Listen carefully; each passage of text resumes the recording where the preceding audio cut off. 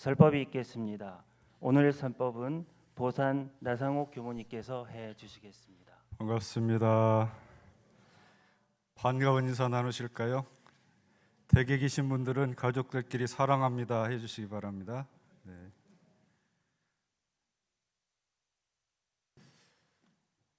예, 제가 지난주에요 교당 인근에 있는 국수집에 갔습니다. 국수가 나오기를 기다리면서 그 집 벽에 재미있는 문구들이, 좋은 문구들이 쓰여 있길래 한번 유심히 봤습니다. 행복을 요리하는 것. 오른쪽에 보니까 하트를 그려놓고 마음아 행복해져라 이래 돼 있더라고요. 그 집 주인께서는 국수를 요리하는 게 아니라, 물론 국수를 요리하죠. 나는 이 국수에 행복을 담아서 요리하겠다 이렇게 아마 마음을 가지신 게고, 결국 이 행복을 요리한 국수를 먹고 고객님 마음아 행복해져라, 아마 그런 뜻을 담아서 그 국수를 공양을 해주시는 것 같습니다. 교당도 행복을 요리하는 곳인가요? 예, 그러신가 보죠. 예. 교당에서 법식을 드시고 나시면 행복해지십니까? 네, 같은 마음이신 것 같습니다. 교당은 우리가 현실적으로 법신부를 만나고 대종사님 법문을 가장 가까이에서 접할 수 있는 도량이 바로 교당입니다. 그래서 어느 분들은 교당을 행복 충전소, 지혜 충전소 또는 감사 발전소 이렇게 표현을 하시는 교무님도 계십니다. 오늘은 교당 내왕시 주의사항 6조, 교당에 다녀갈 때는 어떠한 감각이 되었는지, 어떠한 의심이 밝아졌는지 소득 유무를 반조하여 본 후에 반드시가 붙었어요. 반드시 실생활에 활용하기를 주의할 것이니라 그랬습니다. 오늘로 이제 교당에 오고 가시면서 마음을 챙겨야 할 것이 어떤 것인지 6번째로 제가 말씀을 드리는데요. 교당에 오고 갈 때 내 죄복을 다 해결해 준다 이런 말씀은 없고, 감각이 있다 할지, 일상에 살면서 의문이 드는 것을 문답을 한다 할지, 그 의문을 해결한다 할지, 선비를 마련해서 그 선을 잘 나눈다 할지 이런 말씀을 하시지, 왜 교당 내왕시 주의사항에 내 죄복을 한꺼번에 다 해결해 준다는 말씀은 없을까? 그런 의문 가져보신 적 없으시죠? 예. 왜냐하면 우리는 이 감각을 얻고 의심이 밝아지는 것을 우선수지로, 자의지로 밝아지는 그 지혜를 얻고자 하는 마음을 얻으면 내가 원하는 그 행복이랄지 죄복은 그 이치 따라서 차츰차츰 해결이 된다라는 이치를 알고 있기 때문에 그렇게 자연스럽게 받아들였을 겁니다. 우리나라가 10년 만에 한 번씩 인구조사를 하거든요. 인구조사를 할 때 종교 인구조사를 아울러 하는데요. 최근에 한 인구조사는 2015년에 했습니다. 2005년에 한 조사하고 2015년에 한 조사하고 확연히 다른 게 있어요. 2005년에 종교 인구조사를 전수조사를 했거든요. 근데 2015년에는 각 종교가 합의를 해가지고 표본조사를 했습니다. 종교조사를. 전수조사를 하게 되면 자기적으로 종교 인구를 늘려요. 그러니까 우리나라 인구보다 더 많아요. 종교 인구 숫자를 합하면 우리나라 인구보다 더 많게 나옵니다. 이렇게 할 거 없지 않느냐. 그래서 합의를 해가지고 표본조사를 했는데 2015년도에 내가 종교를 가졌다 하신 분이 45%고 나는 종교가 없다 하신 분이 55%였어요. 전년 전에 10년 전보다 약 10%가 줄어들었습니다. 그것이 이제 종교 인구 조사에 허수가 있어서 그런 면도 있겠지만 또 안에 다른 면이 있습니다. 종교학에서요, 1인당 GNP 국민 총생산이 2만 달러가 넘어서면 종교 인구가 준다는 통계가 있습니다. 우리나라도 그 통계의 그 율칙에 벗어나지 않았다는 얘기죠. 최근 3년간 우리나라 1인당 GNP가 3만 달러입니다. 거의 일본 수준에 육박한 수준이거든요. 지금 쫓아가지 못할 걸 생각했던 일본 수준의 1인당 GNP가 거의 가깝게 쫓아가고 있는 그런 상황입니다. 1인당 EMP, GNP가 2만 달러가 넘어가면 왜 종교 인구가 주느냐? 개인이 행복을 추구할 수 있는 수단이 종교가 아니라 다른 것도 있다고 얘기해요. 여가 생활이랄지 그런 걸 대체해서 얻기 때문에 그런 종교 인구가 더 줄어든다. 특히 20대 이하라고 하면 그 퍼센티지가 더 확연하게 차이가 납니다. 그런데 오늘 이 일요일에 이 법회에 이 자리에 함께한 여러분들은 아주 특별하신 분들입니다. 특별한 신심을 갖고 이 자리에 오신 분들이에요. 맞으시죠? 네, 맞으시면 동의하는 박수를 한번 치시고 가시겠습니다. 그 특별한 신심이라고 하는 것은 첫째로 내가 저 법신불에 대한 믿음, 이 믿음이 확실하다. 둘째로는 내 영생을 길을 가르쳐 주실 소태산 대종사님이 가르치심이 내가 확실히 믿는다. 셋째는 나와 신앙 수행을 함께하는 이 도반들이 있기 때문에 그 믿음이 있어서 오늘 이 자리에 함께 하셨습니다. 그러시죠? 예, 맞습니다. 교당 내왕시 주의사항 6조는 2조, 3조하고 바로 연결이 되어 있습니다. 기억을 더듬기 위해서 2조를 말씀을 드리면 어떠한 사항에 감각된 일이 있고 보면 그 감각된 바를 보고하여 지도인의 감정 얻기를 주의할 것이요 그랬습니다. 3조는 어떠한 사항에 특별히 의심나는 일이 있고 보면 그 의심된 바를 제출하여 지도인에게 해오 얻기를 주의할 것이요 그랬습니다. 감각에 대해서 감정을 얻고 의심된 건에 대해서는 제출을 해가지고 그 의심권을 풀어서 깨닫는 거예요. 해오, 그걸 얻어라 그랬습니다.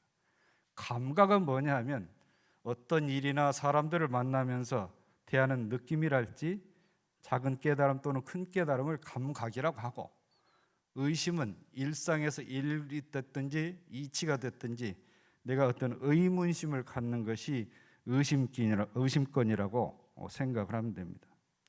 그런데 그것을 얻었는지 반조하여 본 후에 반드시 실생활에 활용을 하라고 그랬습니다. 대종사께서 말씀을 하셨거든요. 사람이 도를, 진리를 알고자 하는 것은 용처 쓸 곳을 당해서 잘 쓰려고 진리를 안다. 우리가 도를 알고 진리를 아는 것은 아는 것에 그치는 게 아니고 쓸 곳을 향해서 쓰기 위해서 그 진리나 도를 안다. 만일 쓸 곳을 당해서 쓰지 못한다면 그 도리가 오히려 알지 못하는 것과 같을 것이다. 그러니 무슨 이익이 있을 것이냐 그러셨습니다. 옆에 있는 부채를 들어 보이시면서 우리가 이 부채를 가졌는데 더위를 당해서 이 부채를 쓰지 못한다면 이 부채가 무슨 의미가 있냐, 이렇게 비유를 해서 말씀을 하셨어요. 마치 부채를 더위를 앞두고 부채를 얻었다고 하는 것은 우리가 도를 얻고 진리를 알았다는 뜻이고, 더위를 당해서 부채를 붙여서 시원하게 붙인다고 하는 것은 이 용처, 이 도를 실제 당해서 쓴다, 그 말씀이죠. 성가 66장 작업취사가예요. 일심과 아르마리 얻었다 해도 실행이 없고 보면 열매 없는 꽃 그랬습니다. 일심과 아르마리 얻었다 해도 실행이 없고 보면 열매 없는 꽃 그랬습니다. 우리는 열매 없는 꽃을 원하십니까? 열매 있는 꽃을 원하십니까? 알면 실행을 해야 열매 있는 꽃이 된다, 그 말입니다. 알고도 실행하지 않으면 열매 없는 꽃이다 그 말씀이죠. 대종사께서 부안 복례 정사에 계시다가 여러 제자에게 말씀을 하셨어요. 당신께서 오는 길에 장에 들르셨거든요. 장에 갔더니 어떤 사람은 빈 지게를 지고 오고 어떤 사람은 그 지게에다 옹기를 가득 싣고 땀을 뻘뻘 흘리면서 오더라. 저녁에 장을 파할 쯤에 보니까 빈 지게를 지고 온 사람이 옹기를 가득 채우고 왔던 사람은 빈 지게를 지고 가더라. 두 사람 다 얼굴이 환하니 좋더라. 이 말씀을 하시고 뒤이어서 말씀을 하시는데요. 어떤 사람이 장을 보러 왔는데 주인이 친절하지 않다고 화를 잔뜩 내고 가고 어떤 사람은 주인이 친절하든지 말든지 자기가 필요한 물건을 잘 사서 가더라. 내가 이걸 보고 여러 생각이 들었다. 그대들도 이것을 다시 한번 곱씹어서 이거를 이 교당 생활할 때 잘 표준을 삼으라 이 법문하셨습니다. 장을 보러 갔다는 것은 무엇일까요? 장을 보러 갔다는 것은 빈지게를 지고 왔다고 하는 것은 여러분들께서 교당에 오실 때 빈 마음으로 오셨죠. 마음을 비우고 오셨을 겁니다. 무슨 소득이 있어야 된다는 거 아니에요. 옹기를 사러 오셨든지 뭘 사러 오셨든지 잘 채워서 가시라. 잘 채워서. 제가 누누이 말씀하죠. 오늘은 교감 설법이 좀 들을 만하다. 오늘은 별로 주워 담을 게 없다. 장 보러 왔는데요. 그 장사 주인이 어떻게 해주는가 그 형편 따라서 기분이 좋았다가 안 좋았다 하면 그 사람 장을 잘못 본다 그 얘기예요. 이 법문 뜻이 바로 그겁니다. 대종사께서 솔성요론에 그 사람만 믿지 말고 그 법을 믿으라 하신 말씀은 법을 편 시장에 장을 보러 갔을 때 진리가 펴진 시장에 장을 보러 갔을 때 장 보러 간 사람이 도리를 잘해라. 시장 형편이나 물건 파는 사람 형편 따라서 내가 장을 볼 게 아니라 장 보러 간 사람 도리를 잘해라 그 말씀입니다.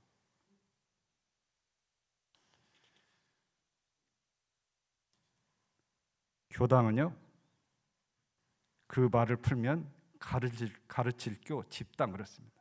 가르치는 집이에요 교당이. 그러면 이게 뭘 가르치는 집인가? 뭘 가르친다는 집인가? 이게 흔히 물을 수 있는 거잖아요. 대종사님 제자 중에 이 이니와라는 제자가 있었어요. 여기에서 이제 큰 식당도 하고 여관도 하는 그런 제자였는데 법회를 한 번도 안 빠져요. 어느 날 대종사께서 이 인화가 저렇게 바쁜데도 법회를 한 번도 안 빠지니까 내가 상을 한번 줄란다. 상이 눈에 보이는 상이 아니라 질문을 한번 할 수 있는 상을 주는 거예요. 질문해봐라. 어떤 사람이 온불리에 가면 뭘 배우고 뭘 가르치냐고 물으면 제가 어떻게 대답을 할까?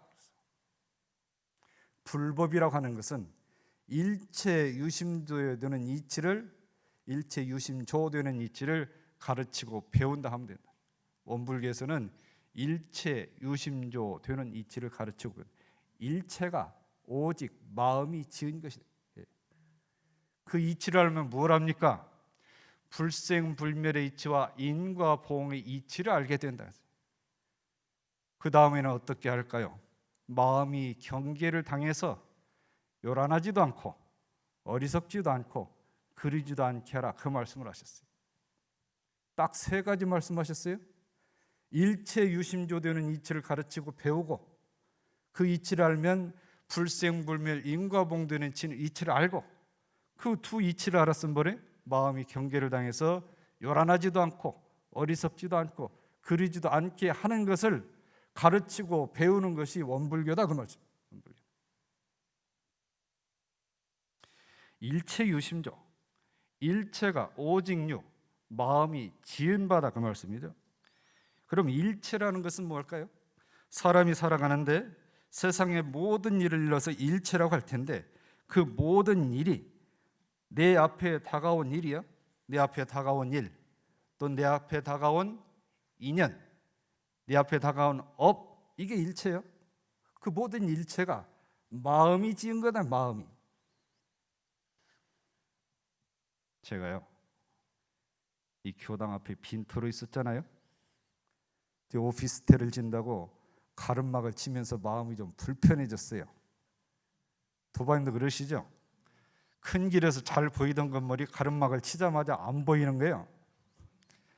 요즘 5층에서 내려다보면 지하를 파고 1층 골조, 철골 골조를 치고 있어요. 그런데 제가 그 불편한 마음이 저거를 날마다 쳐다보고 있으면 2층, 3층, 4층, 우리 5층까지 올라갈 때까지는 괜찮은데 이게 위로 올라가면 마음이 더 불편해질까요? 5층까지는 봐줄 만한데 이제 완전히 가려가지고 저 건너 아파트에서도 안 보일 정도가 되면 마음이 불편할까요? 불편할 수 있겠죠.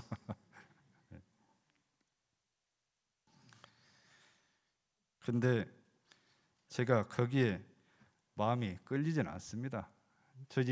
저 건축주가 당신 속상해봐라, 원불교 속상해봐라 하고 짓는 건 아니잖아요.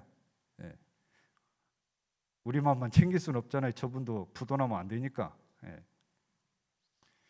그런데요, 일체 유심조 할 때 만든다. 물론 저것도 설계하신 분이 있고 시공하시는 분이 있고 감리하신 분이 있어 그 사이에 저 건물을 지어줄 텐데 설계를 잘했는데 시공이나 감리를 잘못하면 저 건물이 나중에 무너질 수도 있죠. 마음이 작용해서 저 건물도 지은 거예요. 마음이 작용해서. 그러면 이 조라고 하는 것이 유형, 눈에 보이는 것만 가지고 조를 말하는 거냐? 일체유심조가. 내 앞에 눈에 보이는 거, 내가 직접 당하는 거, 이것만 일체유심조의 조냐, 이룰 조냐 그 말이에요. 그것만 말하는 게 아니에요. 조라고 하는 것은. 마음이 짓는다고 하는 것은 내가 눈앞에 보이고 눈에 느끼고 당하고 이것만 조가 아닙니다. 마음이 경계를 당해서 요란함이 일어났죠. 일어났어요. 그게 조인데 그 요란함에 대응해서 요란하지 않게 하는 것으로서 자성의 정을 세웠어요. 요란했는데 요란한 게 없어졌잖아요. 요란한 마음이 있는데 없어졌어요. 없어지게 한 것도 이게 조예요. 그것도 일체유심조 할 때 조는 내가 마음이 힘을 갖춰서 수양을 갖춰서 요란하게 하는 마음을 없게 하는 거, 어리석게 하는 마음을 없게 만든 거, 그러게 하는 걸 없게 만든 거, 그것도 조예요. 그것도 유형의 것만 그 조로 생각하면 안 되네. 무형으로 만든 거, 원래 없는 그 자리로 돌려놓는 거, 그것도 일체유심조의 조다. 조다.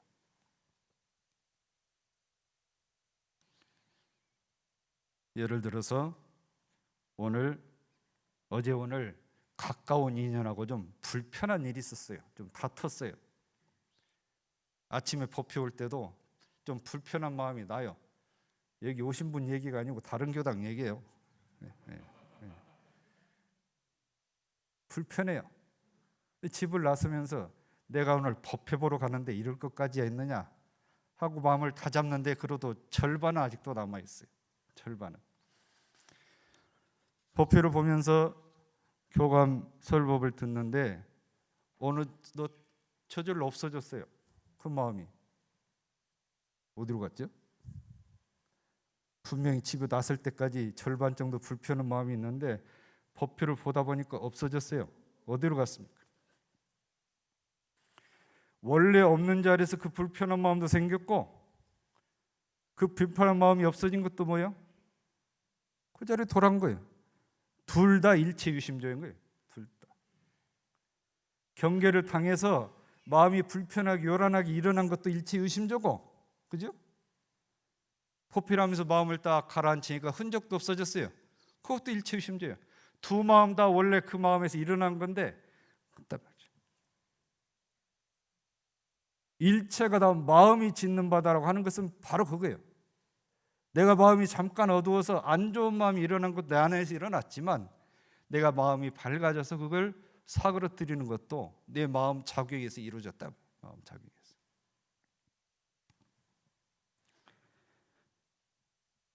누구 때문에 불행이 와요? 불편하죠. 이것을 어떻게 대할까? 이참에 너도 한번 당해봐라. 네가 나를 불편하게 했으니까 이참에 너도 한번 당해봐라. 혹은 안갚음을 하나요? 아니면 그것을 묵묵히 바라보면서 이것이 어디로부터 왔는가 쳐다보고 딱 정리를 하나요? 눈빛을 보니까 다 후자인 것 같습니다. 그죠? 다 후자인 것 같습니다. 인과 이치를 아는 사람과 인과 이치를 모르는 사람의 차이예요. 너도 당해봐라고 안 갚으면 아직 인과 이치를 머리로만 알고 이해만 알고 제대로 모르는 사람이거든요. 대종사 그러셨잖아요. 네가 갚을 차례 참아라. 그러면 그 업이 쉰다. 네가 갚을 차례 안 참고 갚으면 그 사람이 또 갚을 것이고 네가 또 갚을 것이고 이게 수레바퀴가 쉬지를 않는다. 쉬지를 않는다. 네?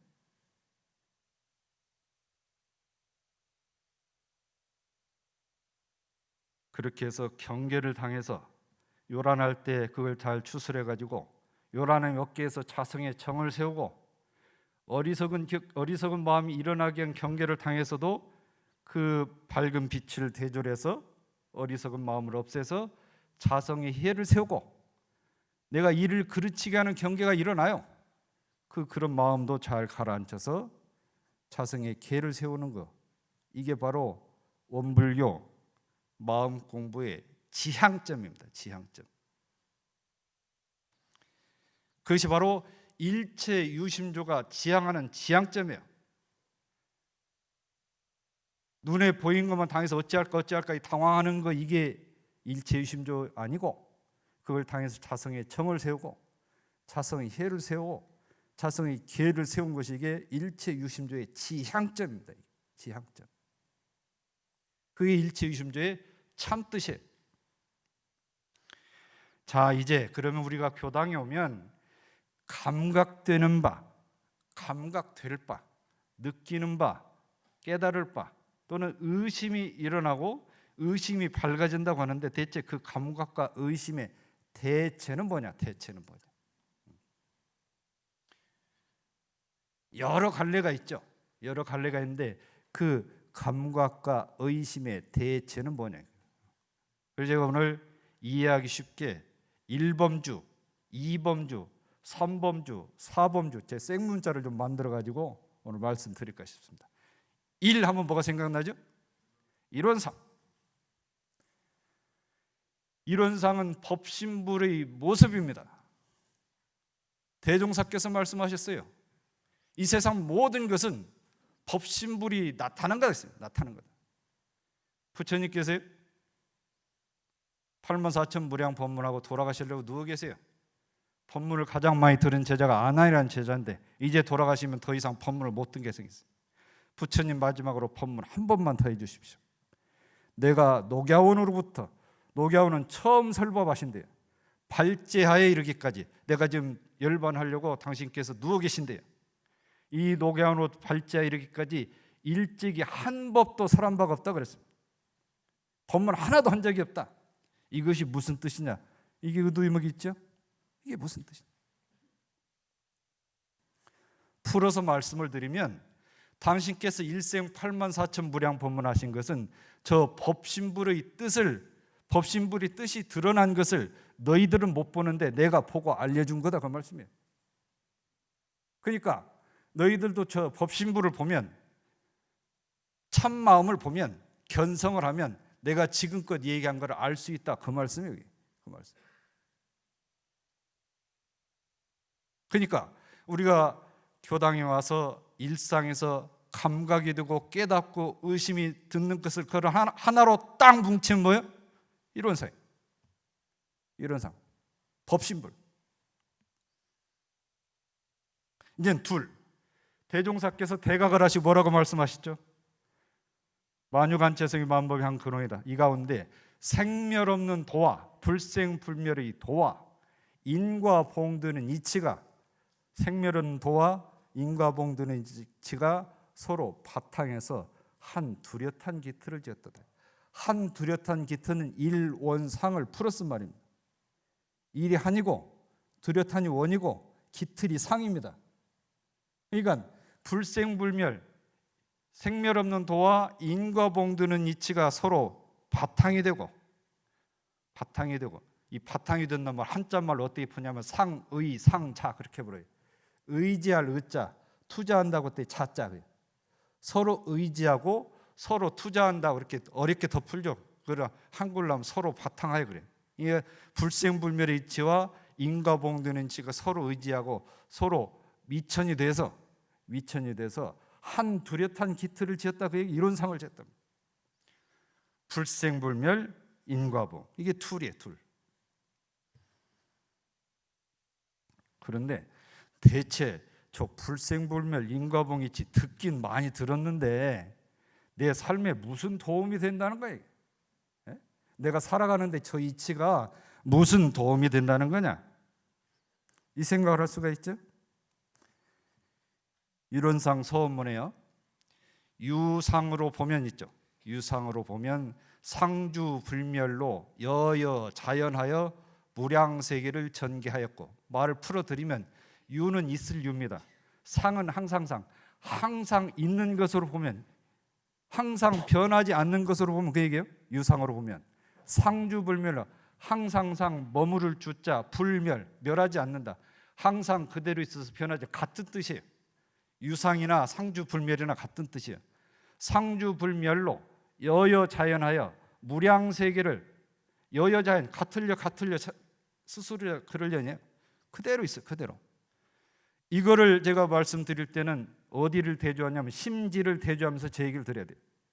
심지, 본래 마음, 한 생각도 일어나기 전에 마음, 이게 좋으냐 나쁘냐 예쁘냐 밉냐 그 생각마저도 일어나기 전에 그 마음자리를 보면서 제 얘기를 들으면 유상으로 보면 이해가 되고 불생불멸이 이해가 돼요. 자, 말씀드립니다.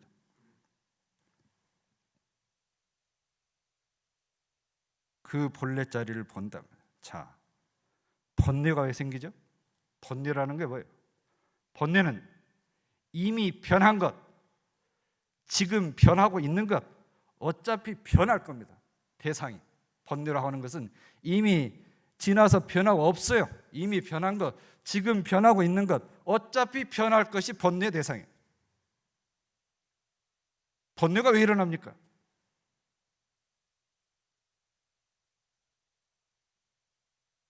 이 몸이 말이죠. 우리도 깐난이었다가 지금 이렇게 됐는데, 우리 몸이라고 하는 것은 전생에 내 몸 다르고 지금 이 생 이런데 다음 생 몸 또 달라요. 몸이란 건 바뀝니다. 인연 따라서 바뀌는 거죠. 근데 그 본래 마음자리는 변하는 게 아니잖아요. 변하는 게 아니에요. 그러면 왜 마음이 어지럽고 번뇌가 이러고 불편하냐? 변하는 그것이 결코 변하지 않을 나인 것으로 알고 거기에 집착을 하는 거예요. 돌아보세요. 이미 변한 것에 집착해서 괴로워하는 것이 있고, 지금 변하고 있는 것에 집착해서 괴로워하는 것이 있고, 시간을 두고 뭐 어차피 변할 것에 집착해서 괴로워하는 게 있어요. 그 변하는 것에 집착할 때 뭐 어디다 대조해요? 원래 불생불멸한, 원래 한 생각도 일어난 그 마음자리에 대조를 하셔요. 심지. 예. 불생불멸의 이치는 그런 때 힘을 발휘를 합니다. 그걸 위해서 바꿔서 얘기할 때 빌공 없을 무 그래요. 텅 비었으니까 걸리는 게 없잖아요.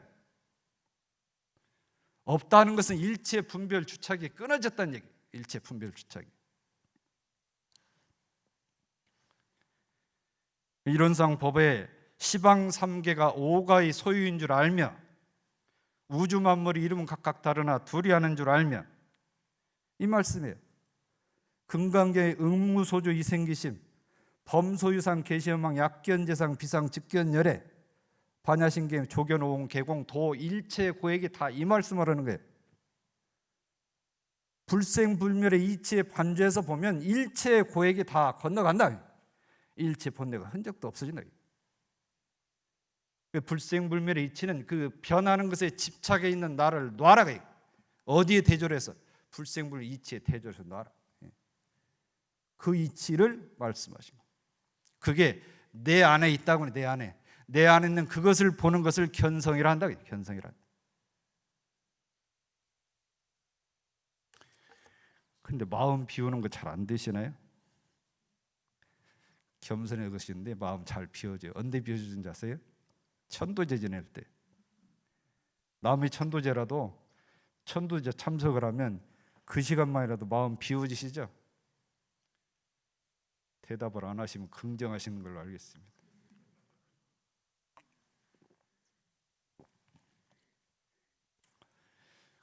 돌아가신 분 죄를 지내다 보면 잠시라도 생사이치를 연말하고 생사이치가 밝아집니다. 생사랑 뭐라고 그랬어요? 생사는 변하는 거라고 했어요. 생사는 끝이 아니라 변하는 거다. 근데 끝이 아니라 변하는 것에 나도 저분 죄를 지내다 보면 내가 집착하고 있고 이게 보이는 거예요. 내가 속으로 뭐라고 생각해요? 그래, 안달복달 할 거 있나? 그 생각이 들잖아요. 마음 비워지는 거예요. 또 선을 하면 마음이 비워집니다. 천하 제일 명품 선방이 이교당 4층에 있는데 법회 오는 날만 오세요. 법회 오는 날만. 화요 선방 오시는 분 빼고. 이 교당을 마음이 요란해지시면 차 몰고 오세요. 차 몰고. 오시면서 저한테 SOS 면담을 청하면 제가 응하겠습니다. 아무 때라도. 물론 저 잠잘 때 빼고. 네? 이 교당은 그러라고 있는 거예요. 회사에서 뭔 일이다 마음이 불편했어요. 정리가 안 돼. 집으로 가지 마시고 바로 가지 마시고 교당 들렸다가 한참 앉아 있다가 가시라고요. 기도하고 선하고. 이 교당은 새벽 5시에 문 열고 9시 반에 문 닫습니다. 그 사이는 아무나 들어와도 됩니다. 선을 하면 그 마음이 돼요. 선을 하면.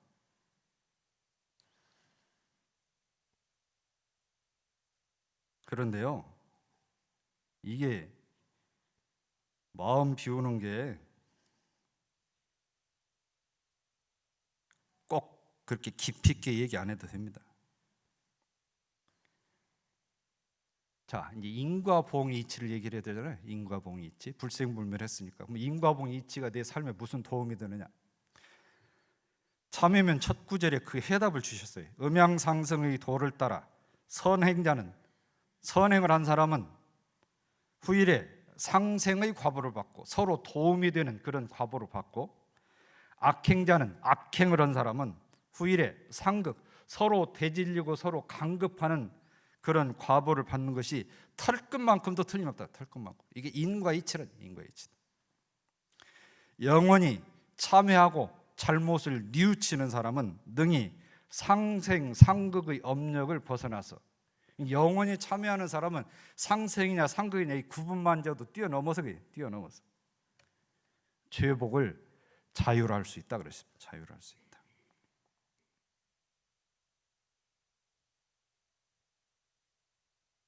습관 고치는 것도 수행입니다. 습관 고치는 것도 수행이에요. 안 좋은 습관이 있어요. 그걸 고치는 것도 수행이에요. 가까운 사이에 내가 습관을 잘 못 고쳐가지고 서로 불편하게 되는 거, 그 죄업을 누가 져요? 앞에서 주는 거야. 앞에서. 예. 그 관계, 그 습관 고치는 게 수행입니다. 수행. 다른 사람 허물을 잘 보는 사람이 있어요. 어쩜 그렇게 잘 보나 몰라요? 이리 보아도 허물, 저리 보아도 허물. 예?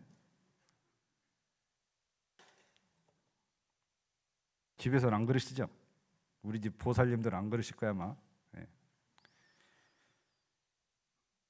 그런데요, 저 사람이 허물이 보이는데 나한테는 허물 없나요?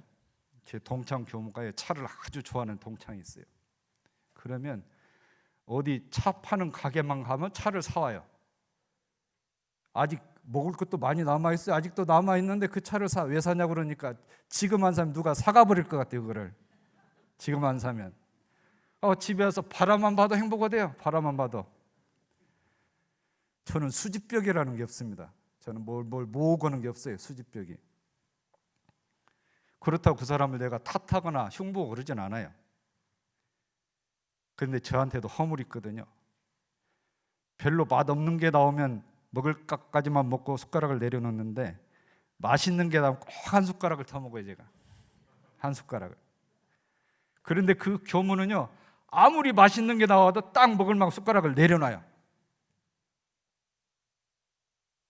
그렇게 수지벽이 있어도, 이 차에 대한 수지벽이 있는데도 먹을 거 아무리 맛있는 거 딱 먹을 만큼 숟가락 내려놓는다고. 근데 저는 그런 수지벽은 없는데 맛있는 게 한 숟가락을 더 먹어야 돼. 제가 뭘 좋아하냐고요? 말 안 합니다. 맨 그것만 사줄 거 아니에요.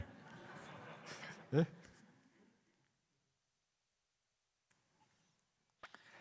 그 습관을 고치는 게 수행입니다. 네? 수행이라고 생각하고 고쳐야 돼요. 수행이라고. 그렇게 하면 새로 짓는 업은, 나에게 돌아오는 업도 받아서 새로 짓는 업은 내 의지대로 그걸 지을 수가 있어요. 이 신업을 잘 지는 거예요. 신업을. 그죠? 구업은 점점 사라지고 신업은 안 좋게 짓지 말라고 그랬잖아요. 그게 그 말씀이에요. 업이라고 하는 것은 나에게 돌아오는 그 죄복은 지었으니까 돌아오게 돼 있는데, 받을 때 어떻게 받을 거냐, 내가 그거를 어떻게 받을 거냐고. 어떻게 받을 거냐. 그걸 잘 받아서 돌려서 새로운 업을 상생으로 잘 지은 사람이 인과의 지를 바로 안 사람이다 그 얘기예요. 에? 너도 당해봐라. 나도 당했으니까.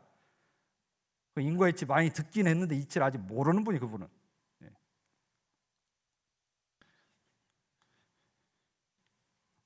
이제는 삼범주 이론상을 하나로 이는 불생불멸 인과봉에 있지 둘이죠. 그러면 감각권과 의심권이 셋으로면 뭐냐? 마음, 생사, 죄, 복입니다. 대종사께서 교당에 올 때 우리가 구하는 거 세 가지가 있다고 이렇게 말씀은 안 하셨어요. 수도인이 구하는 거 세 가지가 있는데, 마음을 알아서 마음의 자유를 얻자는 거지며, 생사의 원리를 알아서 생사를 추월하자는 것이며, 죄복의 이치를 알아서 죄복을 임의로 하자는 것이냐. 이게 수도인, 마음 공부하는 사람이 구하는 것이라고 했어요. 우리 여기 마음 공부하러 오셨잖아요. 왜 마음 공부하러 오셨어요? 뭘 구하시려고? 마음을 알려고. 알아서 뭐 하시게? 마음의 자유를 얻으려고. 생사의 원리를 알려고요. 생사 원리 알아서 뭐 하시게? 생사를 추월하려. 죄복의 이치를 알아야죠. 죄복의 이치 알아서 뭐 하게요? 죄복을 임의로 하기 위해서 한다. 그 말씀이에요. 교당에 오는 것을 세 가지요. 감각, 의문권을 셋으로 보면 마음, 생사, 죄복 또는 인과입니다.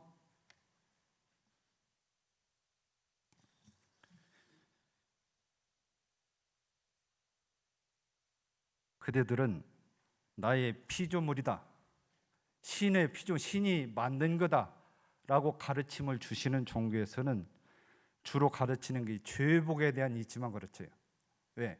내가 만들었기 때문에 죄복도 나의 의지에 따라서 죄복이 간다 그거잖아요. 자유의지가 끼어들 틈이 없어요. 거기는. 그럼 마음과 생사는 뭐예요? 내 자유의지가 들어가는 거예요. 왜? 마음이라는 전제는 성품이거든요. 내 안에 본래 부처가 될 수 있는 성품이 있다 그 말이에요. 예? 그걸 알면 생사라고 하는 것이 변하는 것이니까 끌려가지 않단 말이에요. 변하는 것이니까. 네? 그러면 이 업이라고 하는 거, 나한테 오는 업도 마음과 생사 이치에 비춰서 보면 환히 보이잖아요. 내게 오는 죄업을 내 힘대로, 내 밝은 이치 뜻대로 갈 수 있다. 갈 수 있다.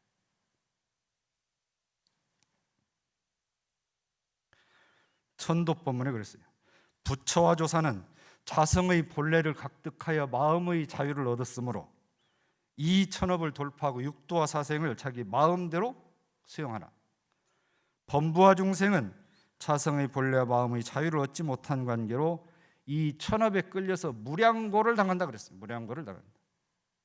자유와 무량고의 차이는 뭐냐? 무량고의 차이는 자성의 본래를, 본래 마음자리를 깨달아 얻었느냐, 깨닫지 못했느냐 그 차이. 깨닫지 못했느냐.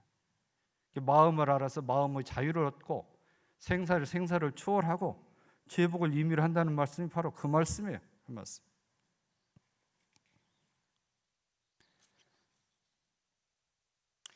이제 사범주로 옵니다. 사범주. 네 가지로 볼 때 이거는 4대 강령입니다. 4대 강령. 4대 강령은 정각정행, 불법 활용, 지은보은, 무아봉, 공입니다. 수행의 4대 강령은 수행의 2대 강령이죠. 수행의 2대 강령은 정각정행, 바로 깨달아서 진리를 바로 깨달아서 바로 행하는 것. 불법 활용, 부처님의 가르침, 진리의 가르침을 이 실생활에 활용하는 것이 수행의 2대 강령이에요. 그러면 신앙의 2대 강령 뭡니까? 지은 보은, 은혜를 알아서 은혜를 갚는 거예요. 갚는데 어떻게 갚아요? 무와 나라는 울타리를 놓고 오직 공을 위해서 울타리 없이 봉공을 해라, 봉사를 해라. 그 얘기예요. 무와 봉공. 이것이 신앙의 2대 강령. 그러면 왜 수행의 2대 강령, 신앙의 2대 강령 그랬어요? 교리들 보면 이론상이 있어요. 그죠? 이론상이 있습니다. 진공묘의 수행문이 있고 인과 보응의 신학문이 있어요. 진공묘의 수행문 아까 불생분묘의 이치로 생각해도 돼요.